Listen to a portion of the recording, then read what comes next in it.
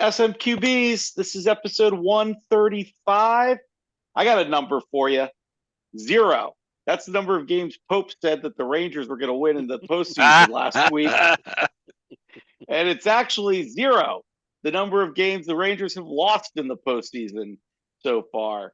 Pope, I was Dallas? slightly off. Yeah, slightly. What's your number this week? 1. What do you think that is for? The number of playoff games the Cowboys will win this year if they even get in.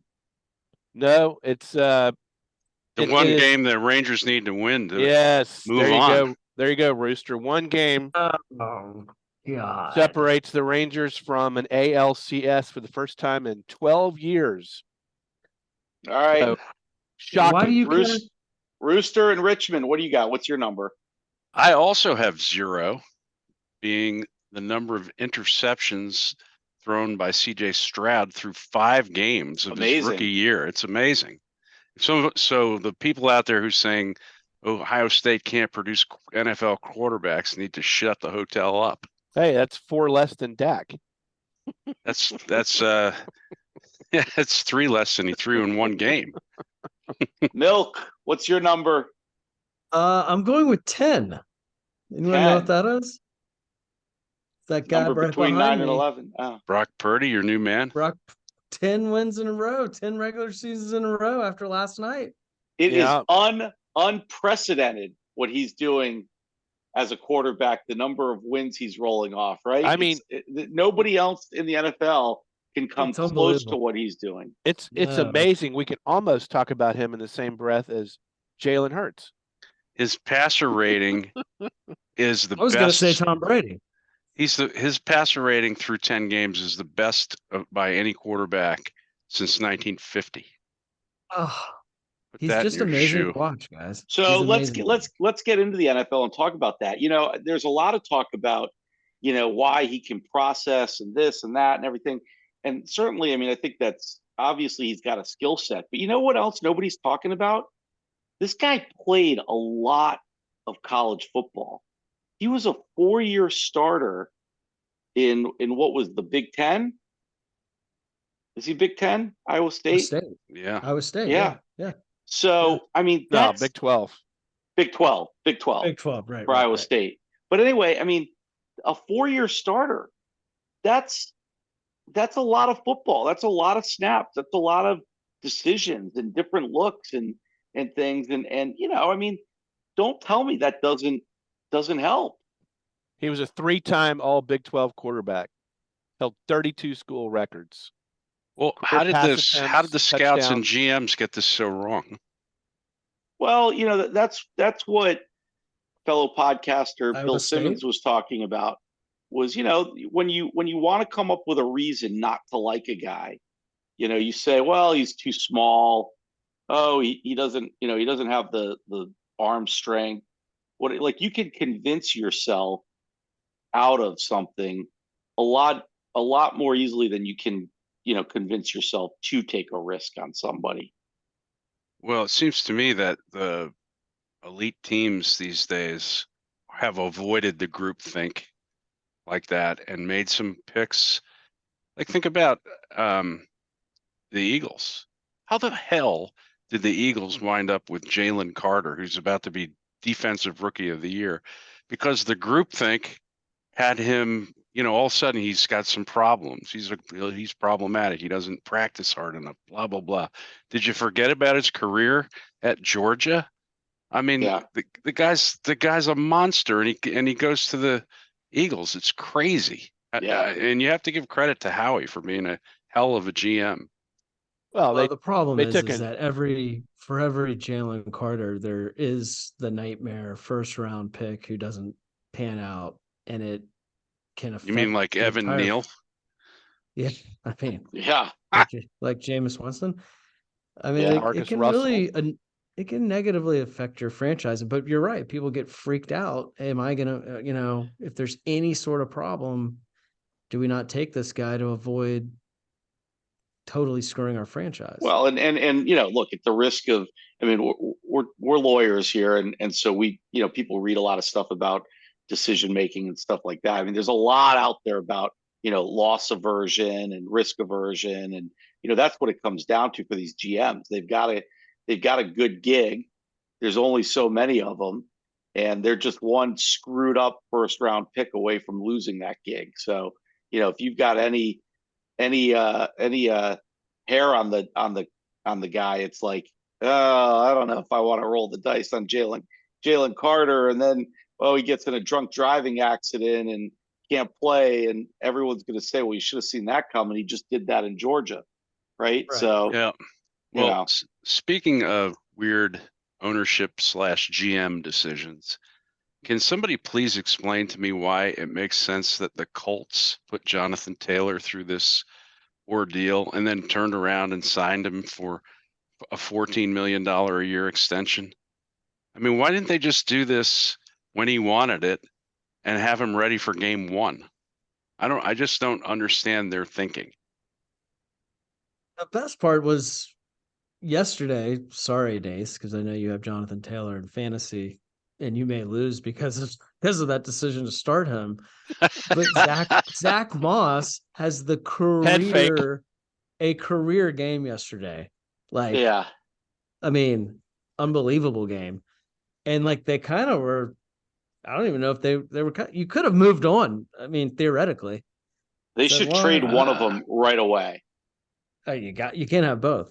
You can't have both. By the way, I will say that I did start him, and if I lose, that's not going to be why, because if you look at my bench, there wasn't anybody on the bench who got a bunch of points that I left on there. So if I lose, it's because I lost. It's not because of Jonathan Taylor. There's very little risk of Zach Moss replacing Jonathan Taylor when Jonathan Taylor is healthy. He had one good game.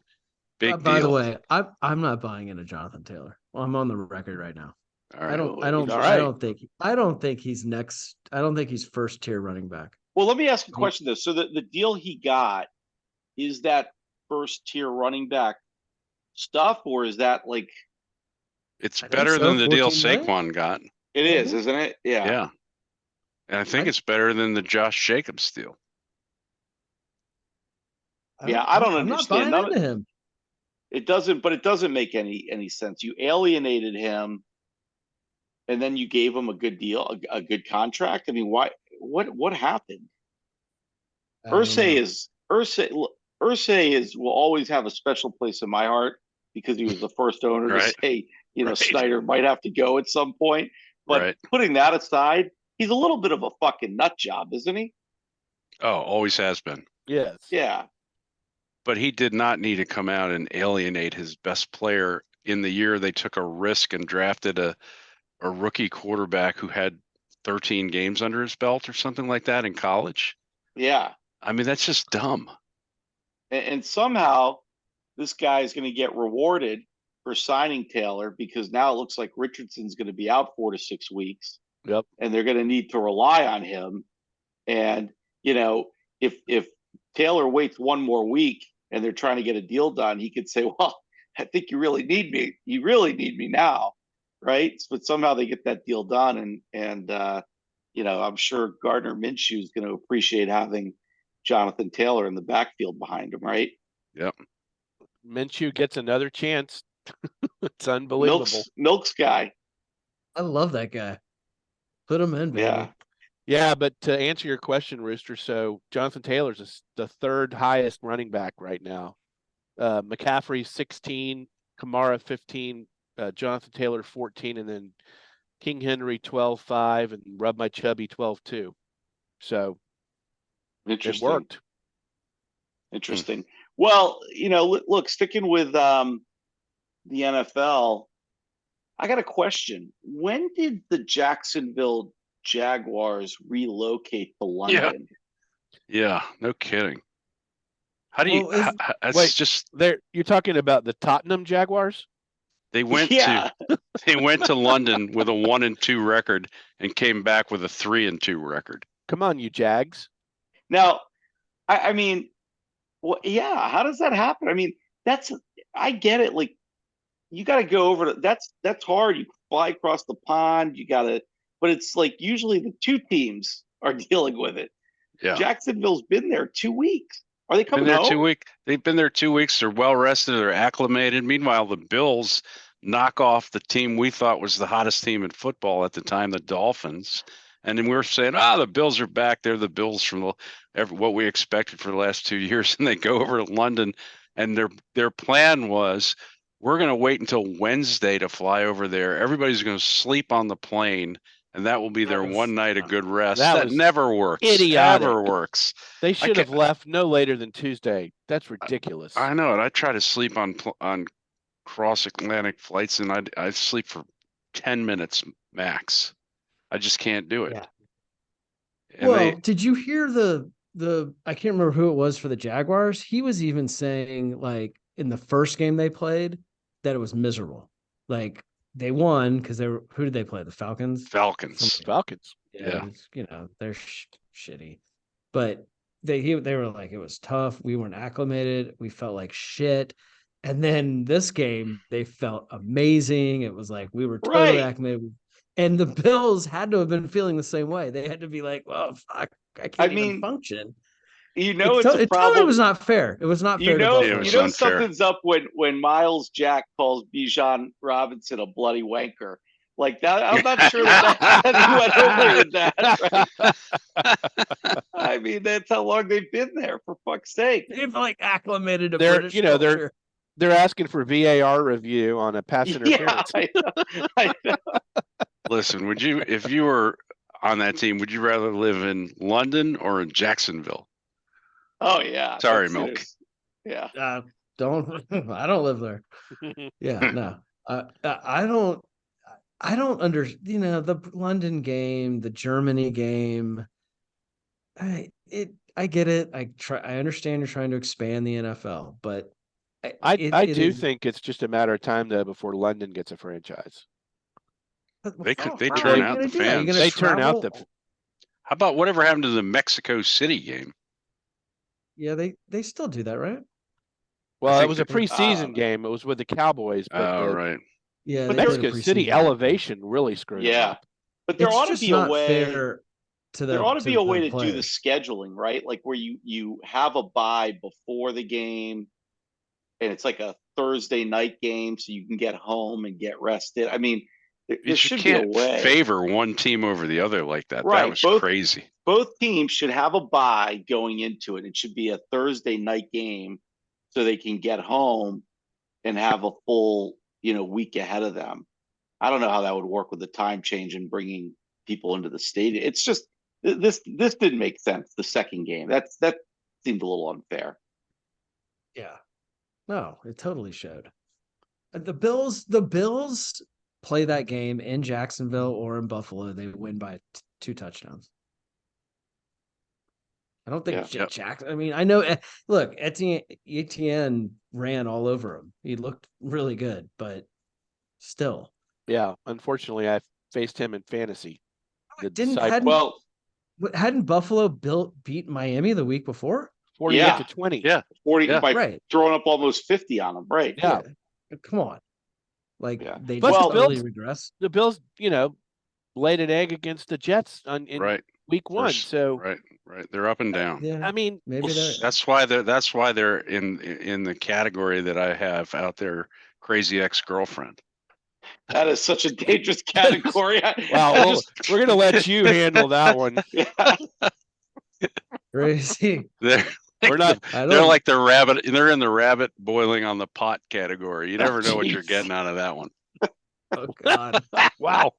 Just for all our female listeners out there, Bison has logged off. Yes, he is not here. Hope has left the conversation. Rooster is talking to himself at this point. I'm with you, Rooster. I'm with you, buddy. It's just Rooster and Paul Miller on this podcast. You guys, that's it.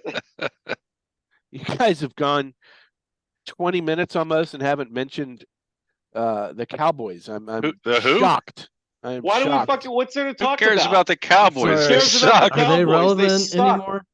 Come on. Like that's what a Dallas thing to say. He's sitting there, he's waiting, like waiting with bated breath for us to talk about how shitty his team is. Isn't that the most Cowboys thing ever? Yeah, right. Even when they fucking are mediocre, suck and bring nothing to the conversation, Dallas thinks they should be Please the pay lead attention of the to show. me. We're the Cowboys. We're the Cowboys. We're America's Oh, we're fake America's team. shitty team. We're America's team.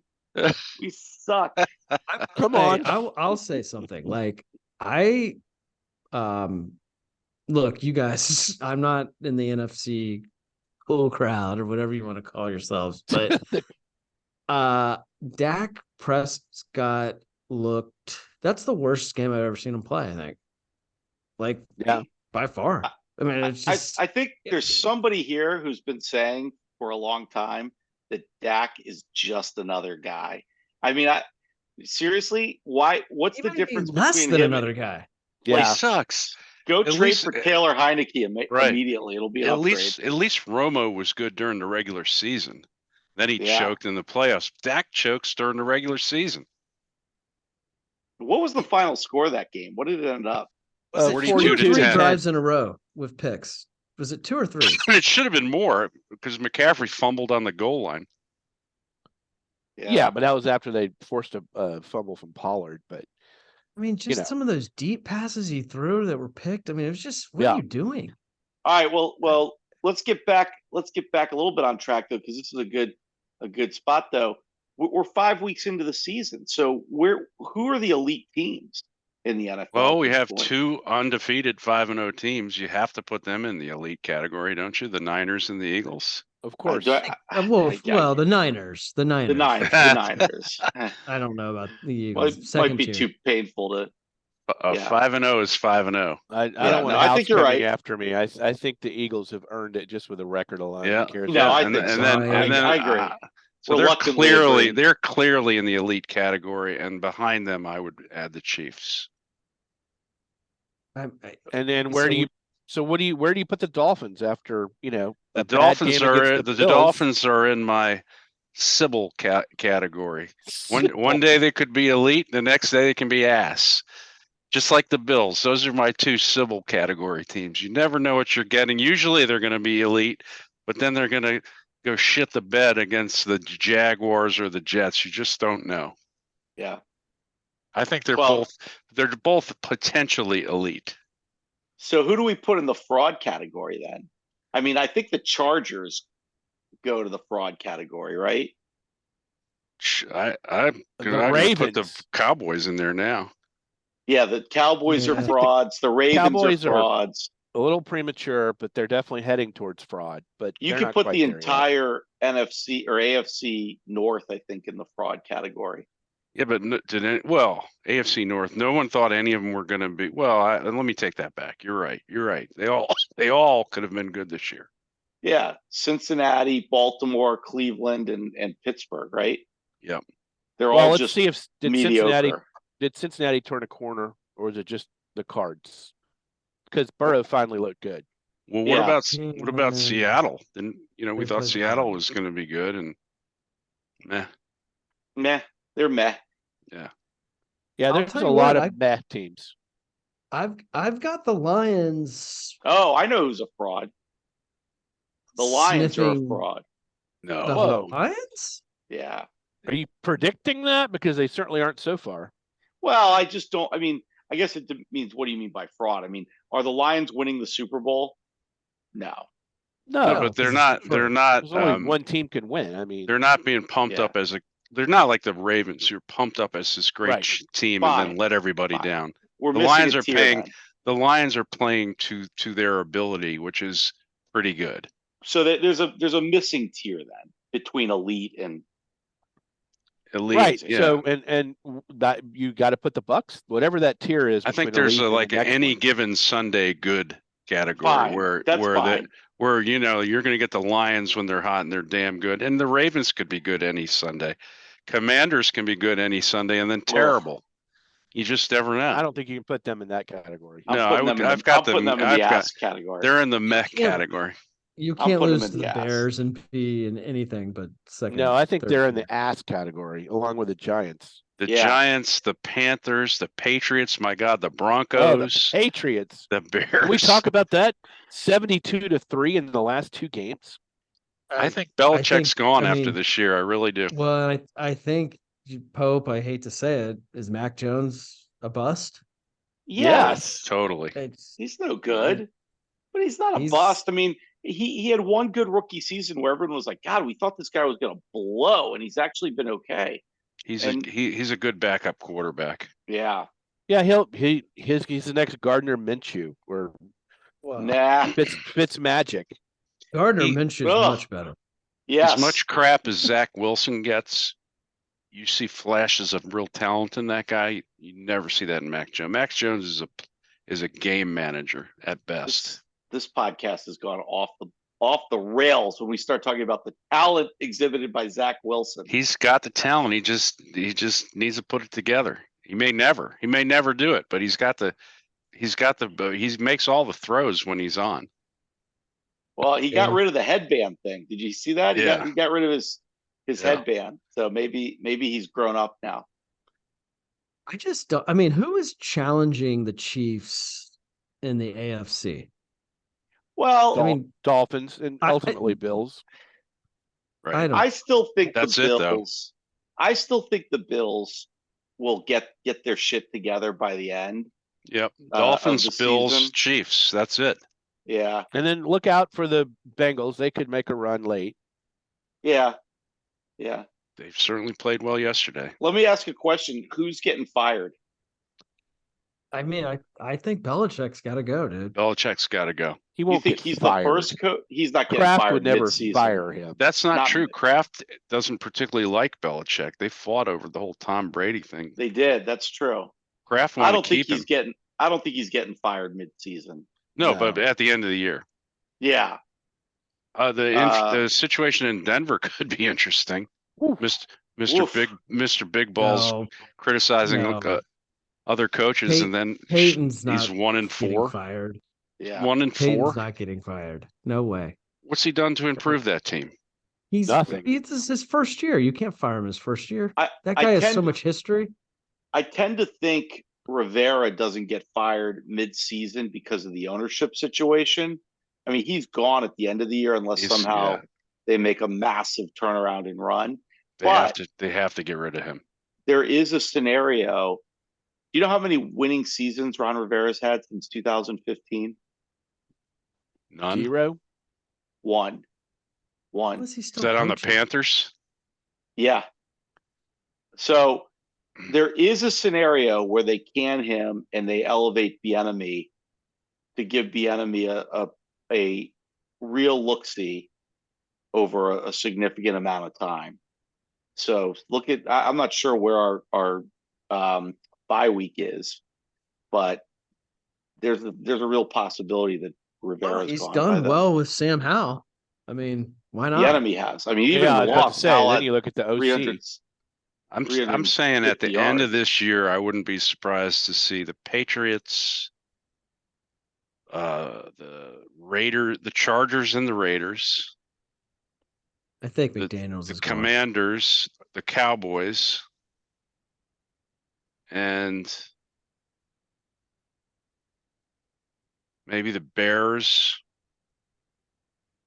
and Arizona move on from their coaches. That's a lot of people. I could see that. What about the Giants? The Giants are horrible. But I don't think it's the coach's fault. I think you still like the coach. Huh? I think that if you put the 4 of us on the Giants offensive line right now, it would be the same jailbreak that you see every Sunday with them. We would within a matter of minutes. We'd be dead, sure, but I mean, Daniel Jones has no time to throw the ball. His confidence is clearly shaken because when he does have an open guy, he doesn't throw it to him. I mean, their offensive line is horrendous, and they've spent the last 2 years using a number 1 pick on a tackle.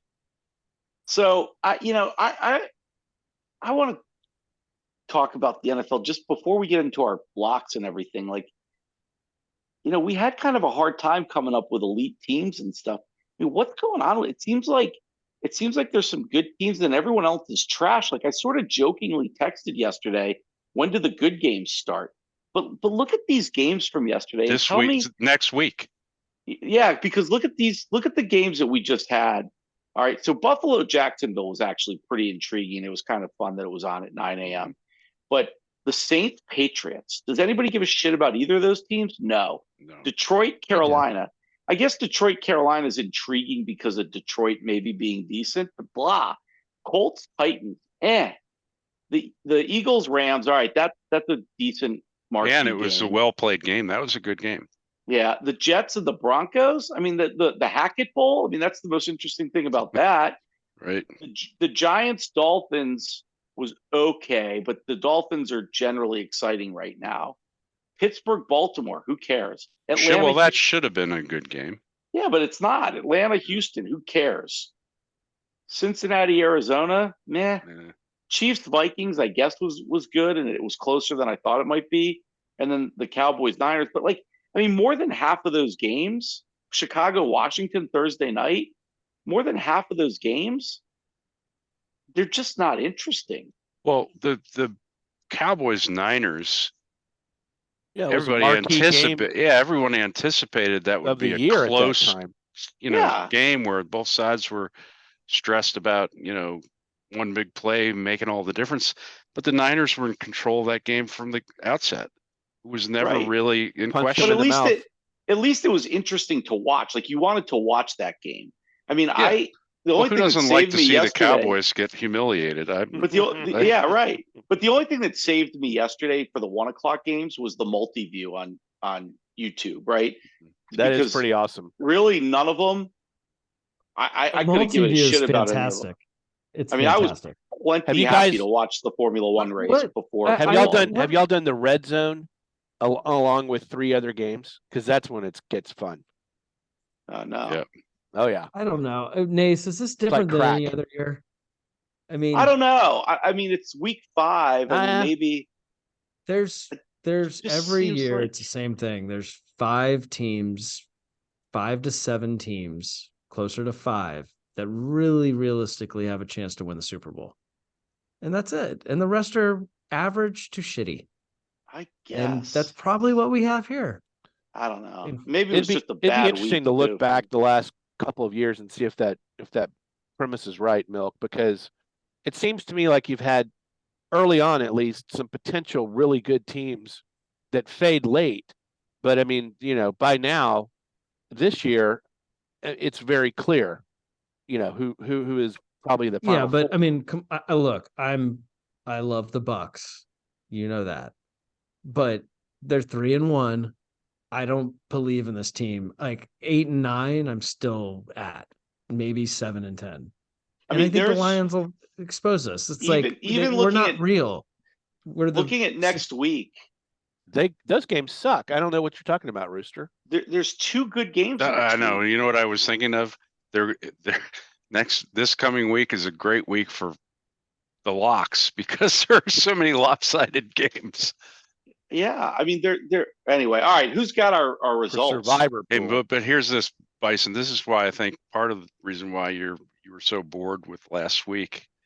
Here are the top 3 passing performances in the league this week: Jared Goff, Derek Carr, and Desmond Ridder. Wow, can you believe that? Purdy didn't make it. Derek Carr? I can believe it. I think this was published before the Purdy had game. 300 plus yards and 4 touchdowns. One of them I was playing. One of them I cut. That's why I believe that all makes perfect sense to me.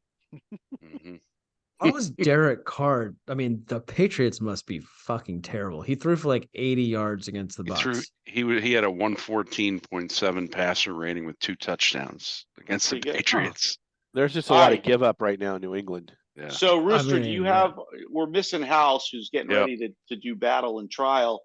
Do you have the results of where we stand? I do. Last week. That's good. Let's not talk about Milk. that. Milk's pick is still outstanding. He picked the Raiders, so we don't know how he did. Bison, unfortunately, picked the Commanders, so he got the big L this week. What's that make your record, Bison? I think 1 and 4 and something. 1 and 4. I think so. House and Pope went with the Bills, which was at the time thought to be a solid pick. They both lost. Didn't You take have jet lag into. Don't you have identical records? What's your record? 3-2, I think. You think so? All right. Milk, what is your record? Do you know? I think I've maybe 3-2. Well, you no, don't yeah, know you're about probably 3. I think you're 3-1. Oh yeah, I think you're 2-2. Because I got the 2 Raiders and 2. And the Rooster picked the Lions and is 4-1, baby. There you go. Wow. All right. All right. Well, what do we got from House who sent his in? House is going with the Lions at -3.5 bitch. over some shitty team from Tampa. Wow. The Bucks. All right. Okay. At the Bucks. Wow. It might be a. By the way, that's our throwback game, so make sure you watch that one. Oh, The creamsicle game. The creamsicle's coming out. Yes, baby. I can't wait to watch a shitty team throwback to when they were the shittiest team in the league. That sounds awesome. that uniform only represents losing, by the way. So I don't know why. Right. Yes. Right. All right, Wow. Milk. What do you got? Get your pick in. I'm gonna go with. I'm riding the Dolphins, guys. I've seen enough. Like they might destroy the Panthers. They're going to have to. It's 13.5, right? I don't care. I think they win that game by 30. It could be another 70-point game. Yeah, I'll take the Dolphins all day. Although I don't know if you saw it, Milk, but A-Chain's got a knee injury. What? What? Huh? Yeah. That's all right. That's all right. They still have a good running game. I gotta give big game against Chubby coming up, and I've talked a lot of shit. Yeah, you have. Let's see. Yeah, interesting. Pope, who's your pick? I gotta go with anybody who's playing the Patriots right now. So give me the Raiders, giving 3 at home. Oh, that's how bad it's gotten there. That's terrible. What? Terrible pick or terrible point spread? Pick. What's the line in that game? 3. +3 to the Raiders playing the Pats. The Pats are getting no. The Raiders are giving 3. Yeah, okay. Raiders are giving 3. But it's in Vegas. 3. Okay, yeah. I like that pick. Thank you, Milk. Mm-hmm. Rooster's got 3 options. Rooster's trying to. No, I'm going to let us know all 3. By the way, I'm going with the 49ers -4.5 over the Browns. Deshaun Watson is still not practicing, nursing his shoulder, which apparently hasn't been massaged in ages, and now he can't lift his arm. Yeah, that's another pretty good. Nace, you've got Deshaun Watson, don't you? Yeah. I made a move. All right. I like the Jets too. I mean, I'm sticking with it. Oh my God! Give me the Commanders. You're throwing the towel way. In. No way. Give me the Commanders getting 2.5 from the Falcons. Oh my God. Oh, in Atlanta? Love it. I'm sticking with them. Okay. Fuck. Loyalty, man. Loyalty. All right. Anything else on NFL? That's it. Nope. All right. Baseball. What a wacky start to everything, right? I mean, what is happening? Crazy. Rangers have been gone for 2 weeks from home. Last time they played at home was Sunday before the final weekend, and they finished up a sweep of the Mariners, and then they went on the road and lost the division and barely made the playoffs by just 1 game. But since they finished the regular season, they are 4-0.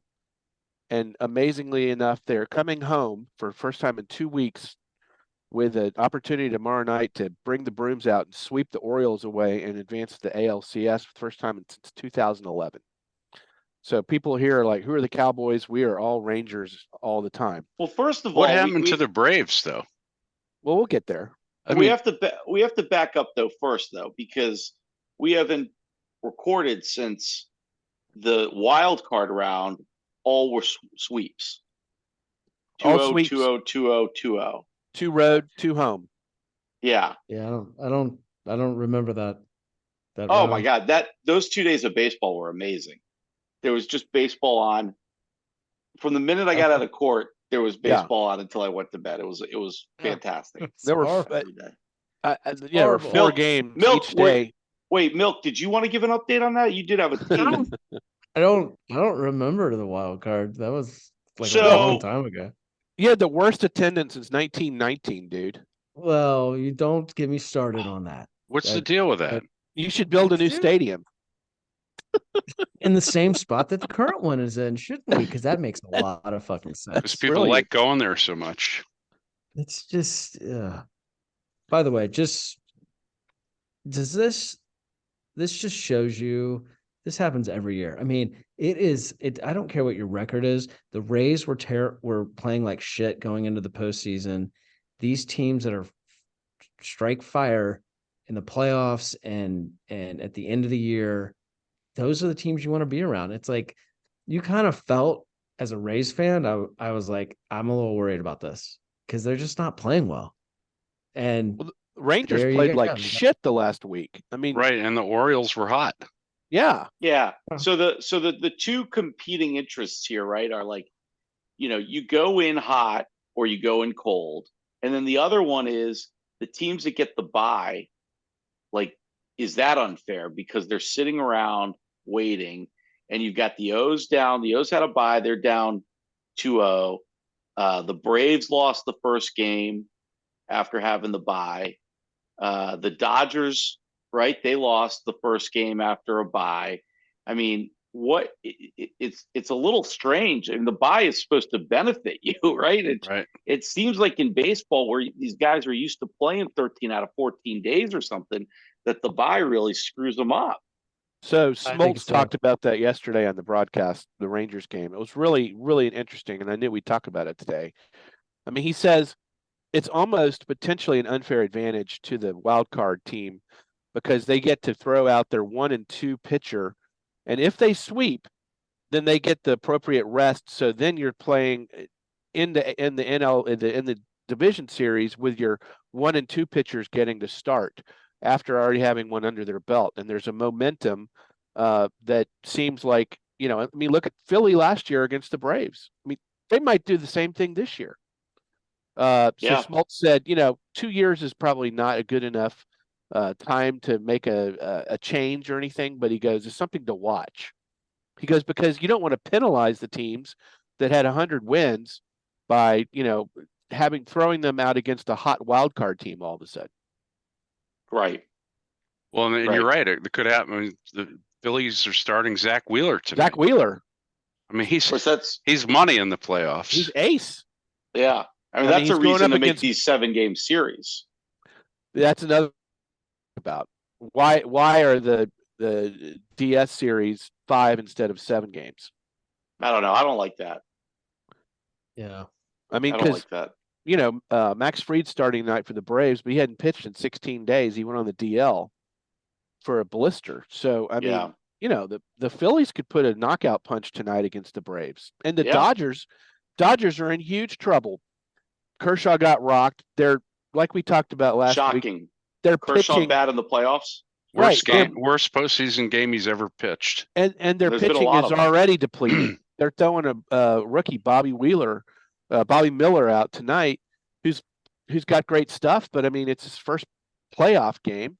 And the Dodgers, they're not deep at all in their rotation now. They're playing the D-backs, but D-backs are hot. They've won 3 in a row. Who's to say they don't win again? The Dodgers kind of own the D-backs starter though, Zach Gallen. They hit him every time they play him. Well, they need to hit him tonight. So we've got the Braves Phillies about to start in a little while, and then 9:00 tonight is Arizona and the Dodgers.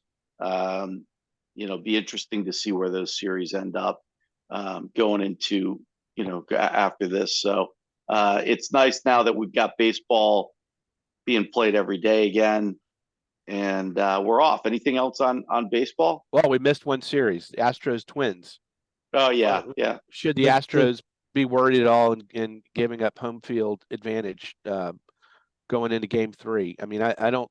With 5-game series, that's it's not the Homer Dome anymore, but whatever the fuck the Minnesota home field is going to be, they're going to be going nuts. Target Field, right? Come.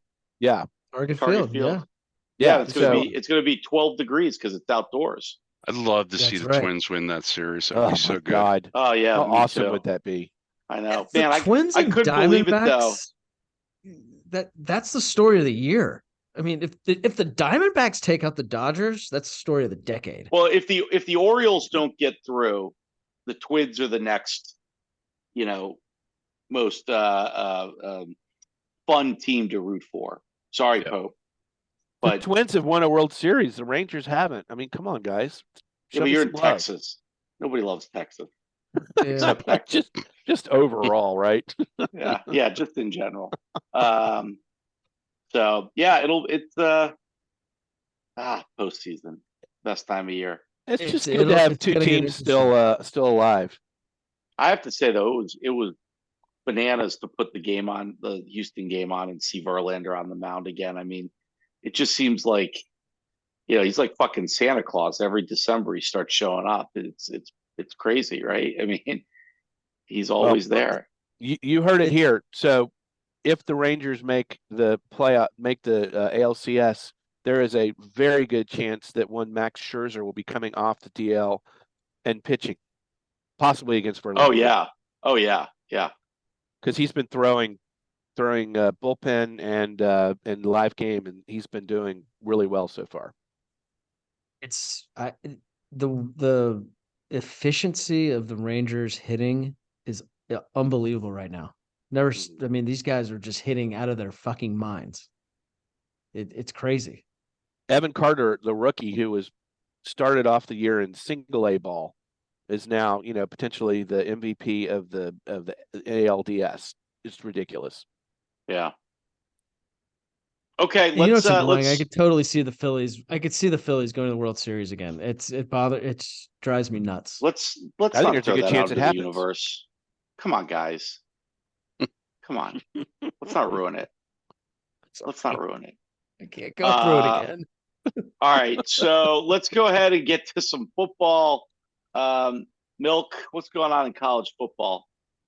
It was an interesting weekend. I think the heavyweights 1 and 2 sort of flexed their muscles against one of them against a team that was, had a lot of chatter behind them, Kentucky. So Georgia blew them out of the water. I think you saw Carson Beck sort of come into his own, threw 4 touchdowns. Kentucky's not a bad team either, but they absolutely dominated them. I was a little hesitant about Georgia the last few weeks, kind of looked somewhat vulnerable. They put that to bed pretty quickly. I mean, they played like the Georgia we thought we'd see all year. Hard defense, Beck throwing the ball around. They look like a complete team. Michigan looks phenomenal. Their defense is, I think they had at least 2 pick sixes in that game. They put up 50 points. Their offense and defense is driving. Minnesota is a bad team, but I think Georgia and Michigan are sitting there saying, "Hey, we're going to be 1 and 2 all year." It'll obviously come down to Michigan, Ohio State, but maybe Penn State. They're maybe I don't know, but those two are separating.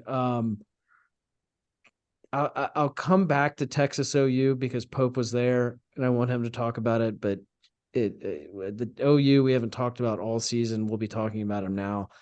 I got to give some props to Bama. That was a big win. We've been hard on Bama.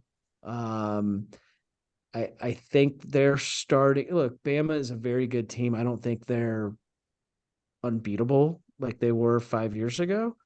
But that was a great win at A&M. I mean, that was a unbelievable environment if you watch that game. It always is. And they last time they were there, they lost, right? So I think their offense is starting to come around. They've got a quarterback now, obviously. He had a great game, I thought. A couple, bad plays here and there, but his ability to get the deep ball downfield was very impressive to me.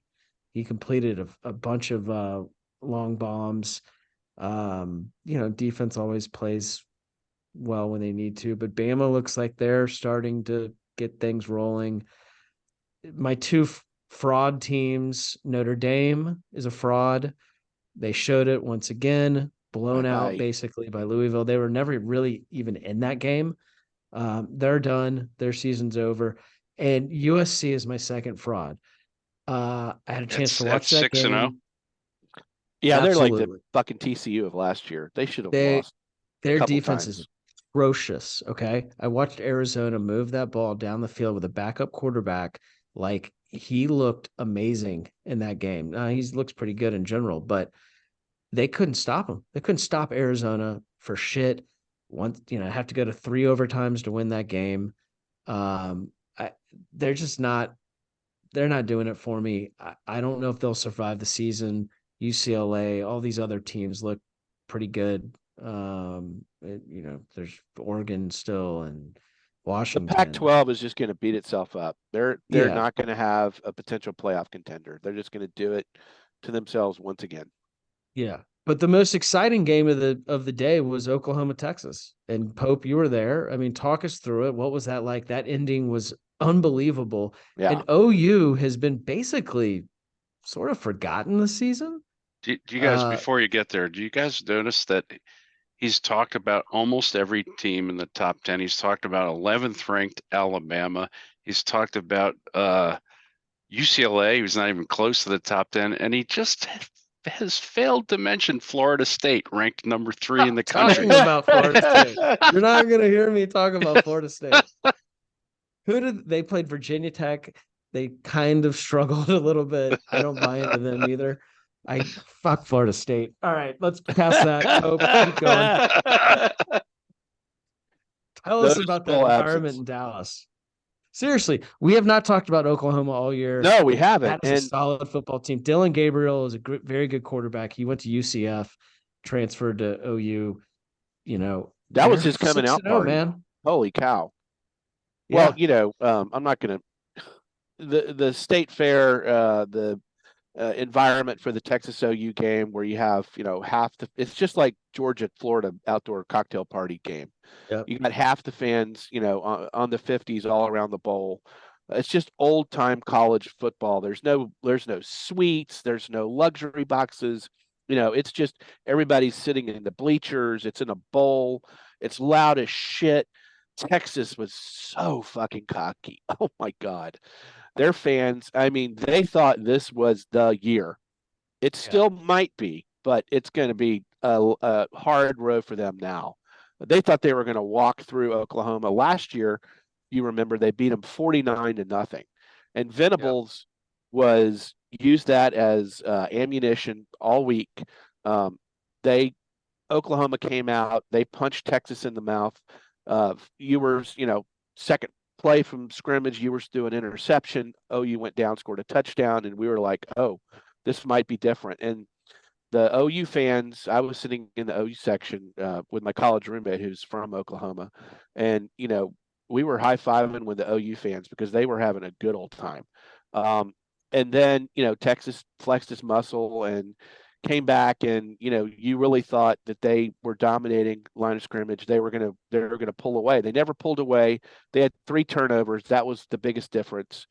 Coaching Sarkisian, there was a couple questionable calls that he made.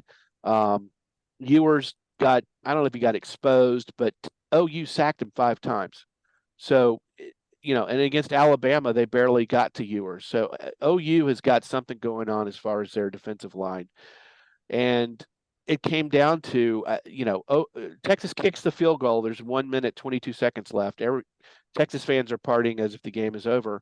And OU takes the ball and drives the entire length of the field. And with 15 seconds left, you guys saw it. I mean, they made that amazing pass to the corner of the end zone. And I mean, it was like an earthquake in the Cotton Bowl, at least on one half of the section. And the Texas fans were just stunned. I've got so many Texas fans who are on Facebook, and they're saying, oh, what a great day it was at the Cotton Bowl. It was beautiful weather, great, atmosphere. Didn't turn out like we had hoped, but, go Horns. I mean, I think they're back in that losing mentality, guys, and it's beautiful. Wait a minute. You're not a Texas fan? He would have been if they won that game. Come on, let's face it. If they had, come on, Nace. You know how this works. That's right. So, Pope, what I want to know is how far apart are is the Texas fan store from the Oklahoma store, and how many times did you swap between the two of them and return merch that you bought from one after the score changed? Well, you have to use State Fair coupons, and I was out, so didn't help. So you I don't even know how to interpret that. You bought a Texas hat and an OU hat, didn't you? I didn't buy anything except for too many beers. All right. I find that so hard to believe. All right. Anything else on college football? Let me preview this coming week. Okay. Highly recommend. I've been high on my boy Michael Penix for Washington. Massive showdown with Oregon, 3:30 Eastern Saturday. Oregon, Washington, Bo Nix, Michael Penix. This is the game of the year. I'm telling you, if you want to watch a great year, the rest of the commentators are starting to catch up with you, Milk, and they're maybe even favoring him for the Heisman. It's two teams that nobody watches or gets a chance to watch because their games are on at 11 o'clock Eastern. Yeah. Here you go. You got a chance to watch it prime time Eastern time. Put this game on. I like Washington in that game, and Penix will continue his dominance and win the Heisman Trophy. Wow. All right. And we would be remiss if we didn't talk about Miami's total fuck up too. Oh my! That could be saved for punchable face of the week. Let's hold. All right. Let's hold. All right. So let's punch some people. And Milk, I'm looking at you, not because you got one, but because you're gonna have to take a punch for the good people of the city of Tampa Bay. Oh. Because I am punching the Tampa Bay Rays fans. Ooh. Why? You guys, I'm sorry. I like the small market. I get it. It's impressive what the team has done. But your fans get a punch this week for not showing up. That is embarrassing. It's terrible. And they should just move that franchise to Montreal right now. You don't deserve it. The city doesn't deserve it. I get it. The stadium's a shitbox. It's in a bad part of town. Oh, we're always in the playoffs. Bullshit, bullshit, bullshit. Show up for postseason baseball or you get punched in the face by Bison. That's it. Yeah, he doesn't have a response. I do, but I'm not going to go into it. It's a long story and whatever. It was terrible. How it ends? It's embarrassing. It ends with you getting punched. If they want to win and have fans in the stadium, they should move the Tampa Bay Rays to Tampa. That would make sense. It does seem to make some sense, but all right, you got to punch through two, Milk. Oh, I think we got to go back to college football, right? Let's do it. We do. Okay. So if you didn't watch the Miami Georgia Tech game, holy shit!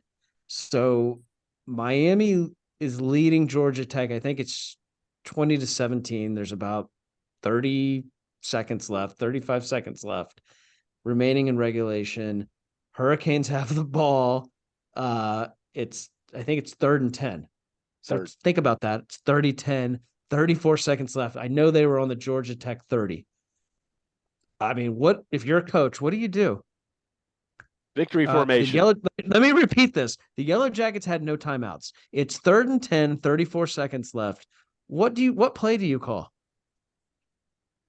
Victory formation, like Pope's. The kneel down. You kneel the fucking ball and run the clock out. No, Miami runs the ball up the middle. What happens? Fumble. Georgia Tech gets the ball back, and they throw a I don't even know what it was. 40 yards, 44-yard touchdown. For the first play? Yeah, like right over the defender's hands. I mean, unbelievable. Well, the guy was wide open. No. The first throw. It was a perfect throw. Oh. To get him to the point where they could then do what they did for the final play. It was two plays, right? Yeah. 2 plays, and then it was like a 30-yard pass or something to win the game. Yeah, I mean, you thought they were going to have a pass to get into field goal position. They were on like the 45. Right. And then he's rolling right, and then you could see there was a guy that was wide the fuck open. and just anybody could have caught that ball. Unbelievable. What it really is. there Somebody said it was one of the biggest coaching mistakes at the college level, Division I level, that they'd ever seen in their lifetime. The color guy said that. Whoever was doing color on the game said that at the time. Yeah. Has there been any explanation? He basically just said he fucked up. Like, well, that's, I mean, the offensive coordinator took the blame for it. Yeah, but Cristobal ultimately he could have he Cristobal could have stopped that. He could have said kneel the ball. Yes. He took blame for that. But I mean, that's like ruined Miami was undefeated, looking good. They were going into this showdown with North Carolina this weekend, who's undefeated, who looks good. And because of that, their season's basically screwed. How does Mario that guy Cristobal, survive? You're getting punched in the face. Awful. Well, he turned the program around, so they, Oh, but he did the same thing in Oregon in 2018. Yeah, he's done this before. The exact same thing against Stanford that cost him a win. Just kneel. Just kneel down. I mean, when I saw it, I go, oh well, maybe they had timeouts. Maybe they had 3 timeouts or something, and they was like, no, they had none. No, nothing. Unbelievable. All right, any more punches? I got kind of a milk slap type punch, but we kind of talked about this on Sunday, but Formula One needs to be punched for having that race out in the desert. Jesus, did you guys saw how the drivers were struggling? I mean, 3 of them had to be admitted to the medical care after the race was over from the heat. One of them threw up in his helmet. I mean, can you imagine doing that early, fairly early in the race? One guy had to retire. Sargent had to retire because he didn't have enough strength to get around the track.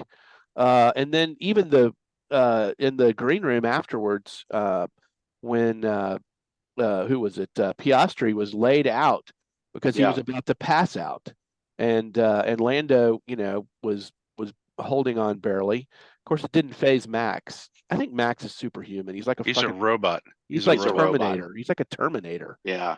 He's like, we're gonna find that out eventually. He's like RoboCop. Yeah. But they shouldn't be, and it was at night. Yeah. So just it was that hot. It was like night. Torture. Yeah. Yeah. I mean, Alonso came on the radio and said his seat was on fire. Yeah. And his ass was burning basically. And Crofty's like, well, it's just gonna have to fight through the pain. And I'm like, that probably wasn't part of the what they signed up for Formula One. So I don't know what they're gonna need to do, but they need to take a look at that, and then maybe we don't have a race cutter. Yeah. That might be a good idea. All right, any more punches? Who's got a lasso? I got one I'll throw out there. We sort of neglected it last week. But, Kim Eng is the general manager of the Miami Marlins. And, we failed last week to note that not only is she the first woman to become a GM of any professional sports team, certainly in Major League Baseball, but she did take the Marlins into the postseason. The postseason ended pretty quickly for them with a 2-0 sweep at the hands of the Phillies. But, we got to give it to her. She took over the team in 2021 after the Derek Jeter sort of fiasco. I think Jeter actually hired her to come in with him, and she stayed there.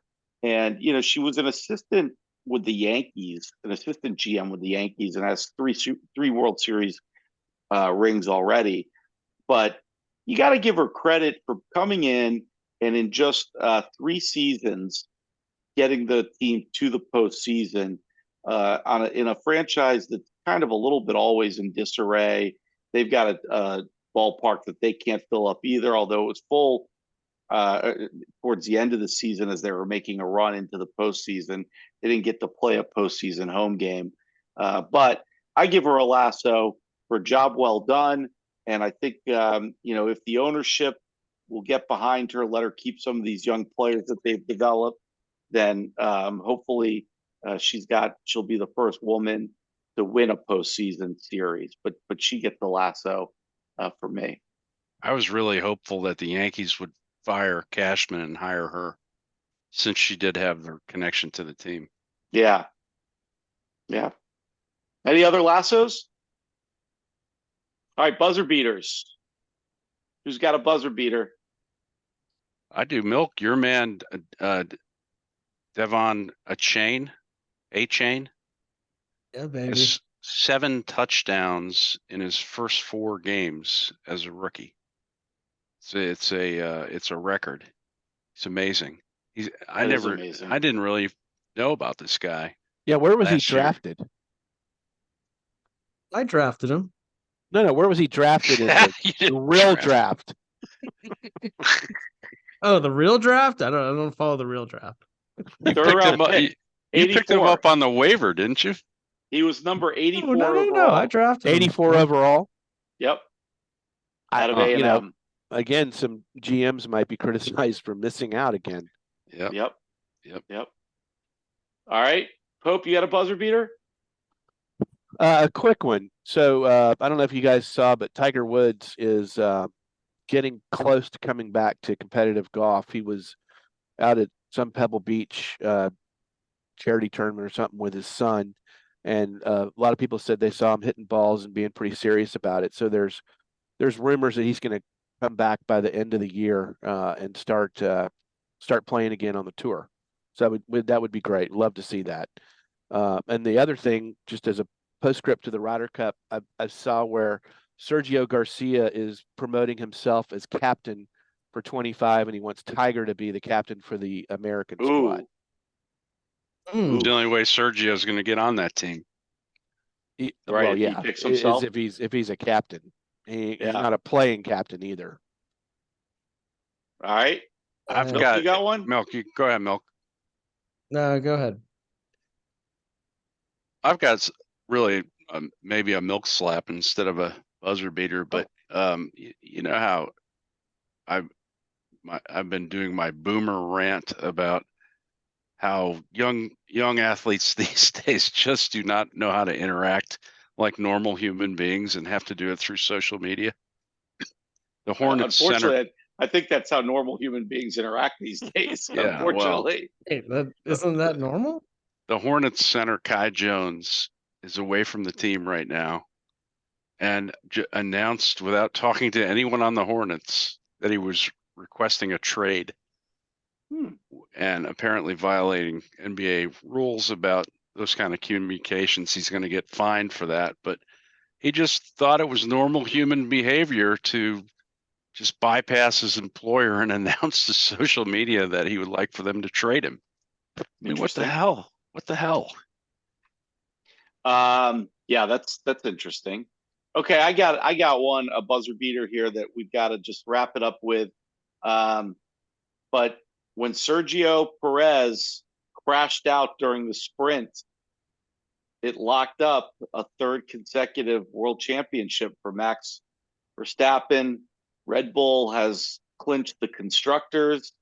They've clinched the world champion now with Max for his third in a row, and sort of an uneventful, anticlimactic sort of way.